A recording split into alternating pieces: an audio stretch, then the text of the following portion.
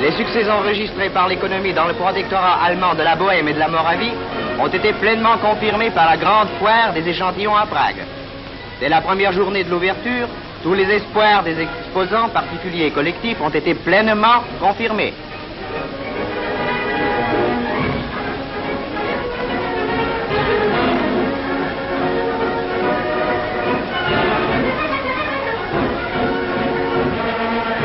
L'exposition des moyens de locomotion a particulièrement intéressé les visiteurs.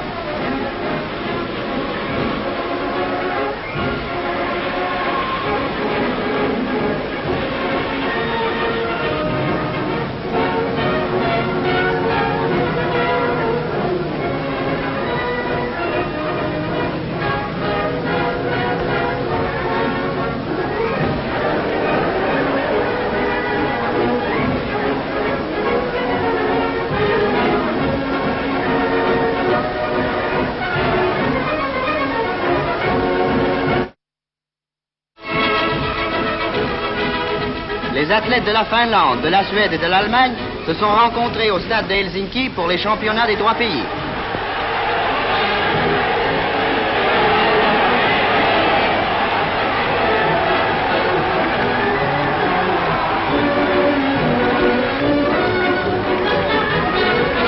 Les compétitions eurent lieu en présence de plus de 42 000 spectateurs. La Suède remporta la victoire avec 147 points. Les athlètes allemands se sont placés seconds avec 141 points et la Finlande obtint 134 points.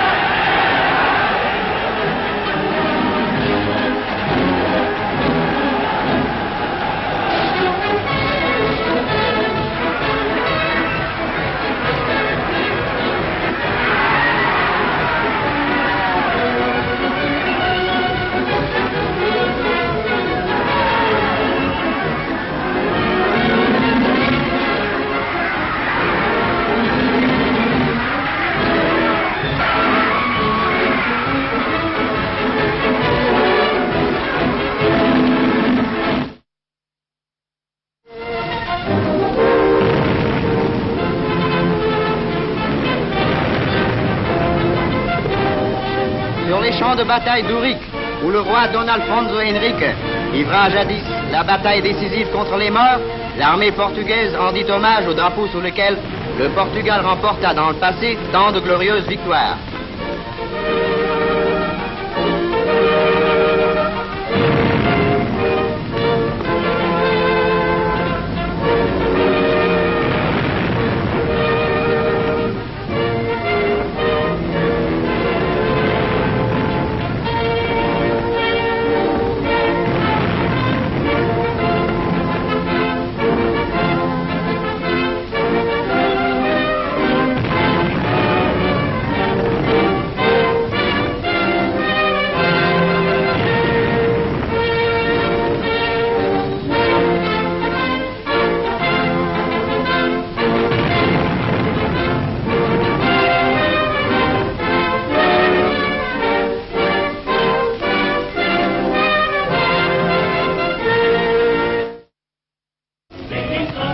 La Grande-Bretagne se voit obligée de retirer ses dernières troupes stationnées à Pékin.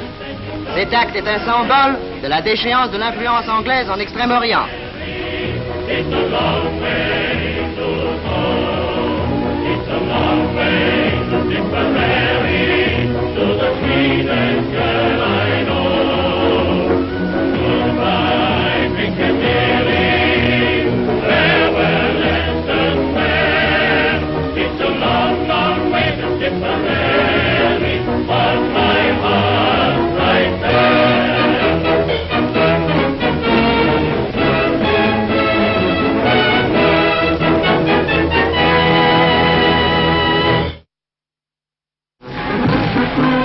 Acclamée avec enthousiasme par la population, la Honved fait une entrée triomphale en Transylvanie qui a été cédée à la Hongrie à la suite de l'arbitrage de Vienne. Le régent amiral de Horthy est vivement acclamé à son entrée dans la ville de Novigrad.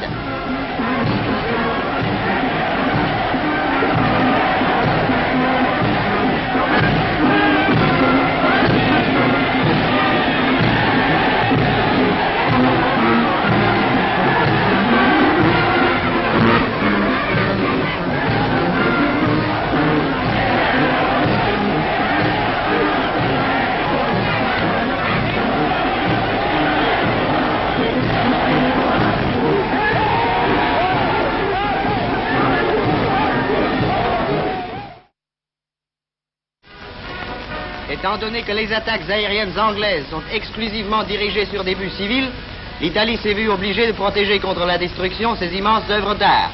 L'église Saint-Marc et le palais des Doges à Venise reçoivent une protection contre les bombes.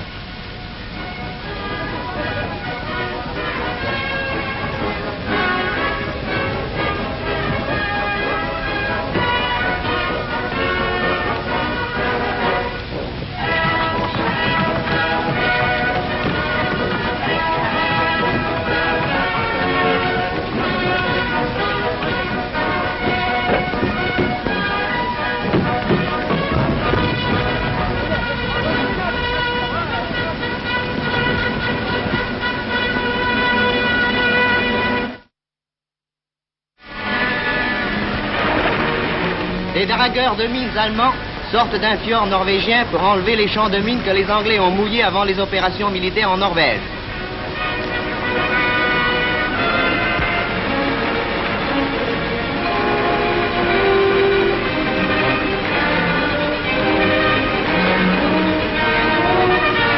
Au moyen d'appareils spéciaux, les mines sont détachées de leur encre et apparaissent à la surface. Du bord des dragueurs de mines, les mines sont détruites.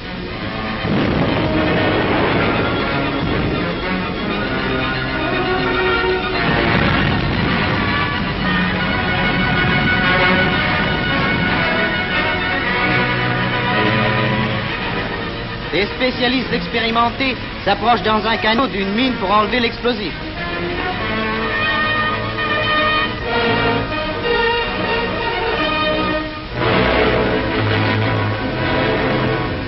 Attention, explosion!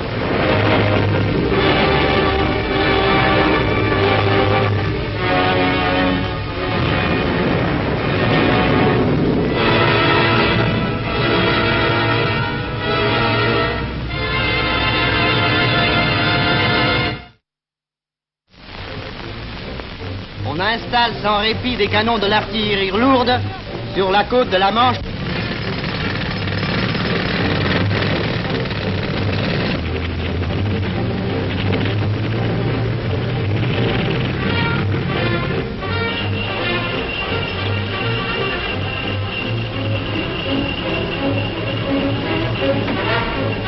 Les machines de béton livrent le matériel pour les puissants fondements du canon.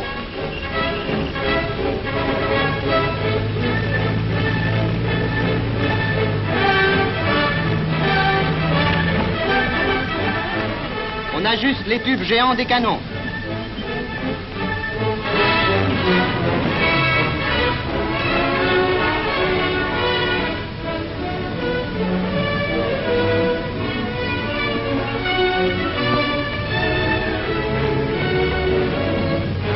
De l'autre côté se dessine la côte anglaise.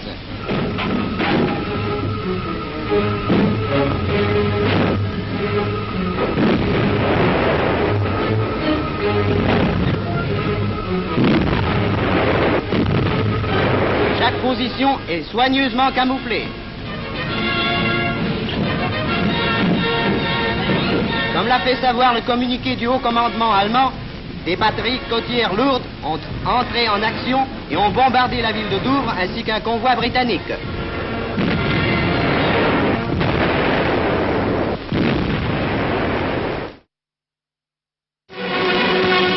La ville de Londres renferme une quantité inimaginable d'aménagements importants au point de vue militaire. Des cales gigantesques bordent tout le long de la rive de la Tamise jusqu'à son embouchure.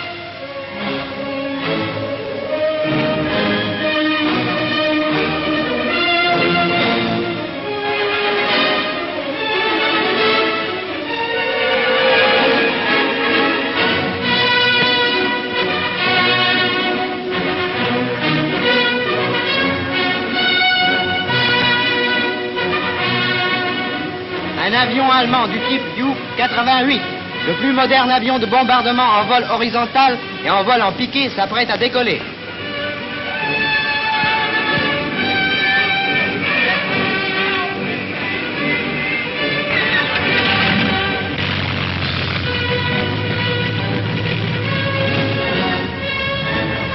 La grande attaque sur Londres commence.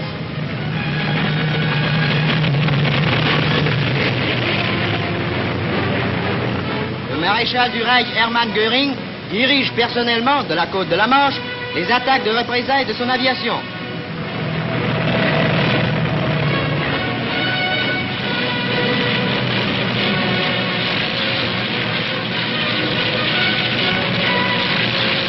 Sans répit, les avions allemands s'envolent vers l'Angleterre.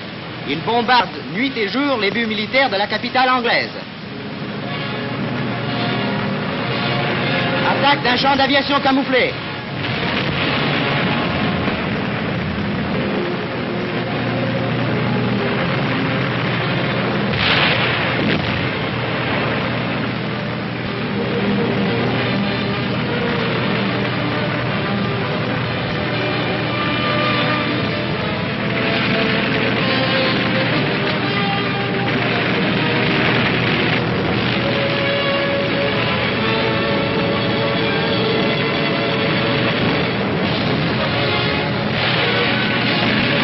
Les canons de la DCA anglaise tirent sans arrêt, mais le tir des Anglais est mal réglé.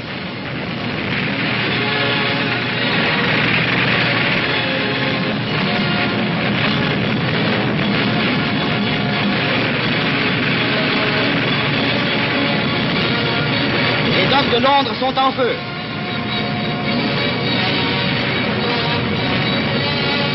C'est là la réponse de l'aviation allemande aux attaques innombrables de l'aviation anglaise sur des buts non militaires en Allemagne.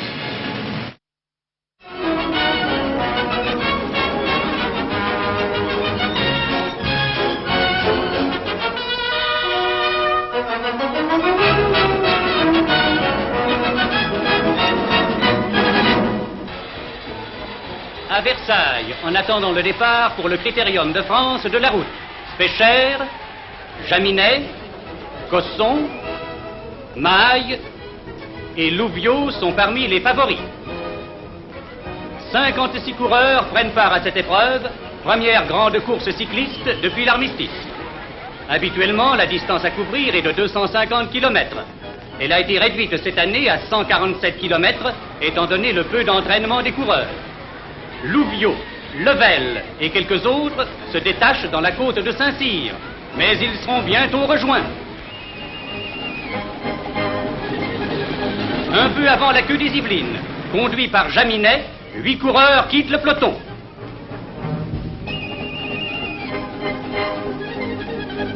Le gros des coureurs, entraînés par Specher et Louviot, pédale ferme pour rattraper les fuyards. À Houdan, tout rentre dans l'ordre. L'épreuve est menée à un train d'enfer. Malgré le vent et la pluie, 41 km 500 sont parcourus en cette première heure. C'est alors une incessante bataille. Les échappées se multiplient. À la côte de Saint-Rémy, Louviot attaque et s'échappe.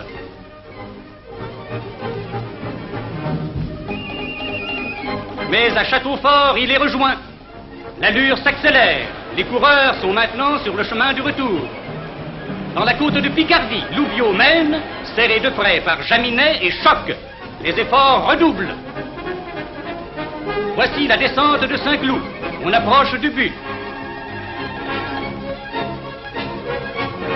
Choc est alors en tête, suivi par Louviot.